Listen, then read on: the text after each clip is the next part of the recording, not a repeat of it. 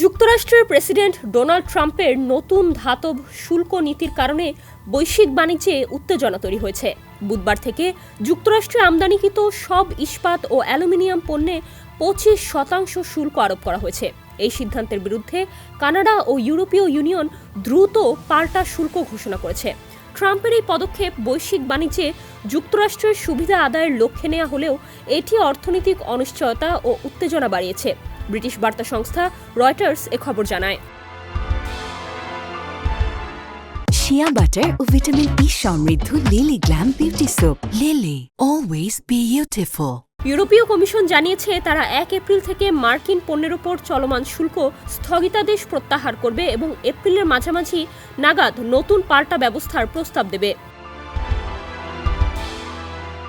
এক বিবৃতিতে ইউরোপীয় কমিশনের president Ursula von der Leyen বলেন, আমরা অর্থবহ সংলাপে অংশ নিতে প্রস্তুত। আমি বাণিজ্য কমিশনার মারোস সেফচোভিচকে যুক্তরাষ্ট্রের সঙ্গে আলোচনা পুনরায় শুরু করে আরও ভালো সমাধান খুঁজে বের করার দায়িত্ব দিয়েছি।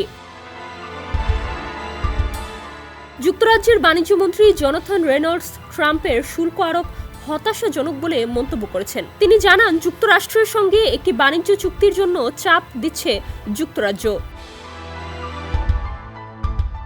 এদিকে চীনের পররাষ্ট্র মন্ত্রণালয় বলছে বেইজিং তার অধিকার ও স্বার্থ রক্ষায় সব ধরনের পদক্ষেপ নেবে। জাপানের প্রধান ক্যাবিনেট সচিব ইয়োশিমাসা হায়াশি বলেছেন, এই সিদ্ধান্ত যুক্তরাষ্ট্র জাপান অর্থনৈতিক সম্পর্কের উপর বড় প্রভাব ফেলতে পারে। যুক্তরাষ্ট্রের ঘনিষ্ঠ মিত্র দেশগুলো যেমন কানাডা, ব্রিটেন ও অস্ট্রেলিয়া এই সার্বিক শুল্ক নীতির সমালোচনা করেছে। যুক্তরাষ্ট্রের ইস্পাত উৎপাদনকারী প্রতিষ্ঠানগুলো ট্রাম্পের এই সিদ্ধান্তকে স্বাগত জানিয়েছে। স্টিল ম্যানুফ্যাকচারার্স অ্যাসোসিয়েশনের প্রেসিডেন্ট ফিলিপ বেল বলেছেন, শুল্কের ফাঁকফোকর বন্ধ করে প্রেসিডেন্ট ট্রাম্প আবারও ইস্পাত শিল্পকে চাঙ্গা করবেন, যা আমেরিকা পুনর্নির্মাণের জন্য প্রস্তুত। সবশেষ 12 মার্চ যুক্তরাষ্ট্রে সব স্টিল ও অ্যালুমিনিয়াম আমদানির ওপর 25% শুল্ক কার্যকর হয়, যা দেশটির সব বাণিজ্য অংশীদারকে প্রভাবিত করে। এর জবাবে ইউরোপীয় ইউনিয়ন 26 বিলিয়ন ইউরো মূল্যের মার্কিন পণ্যে পাল্টা শুল্ক আরোপের ঘোষণা দেয়।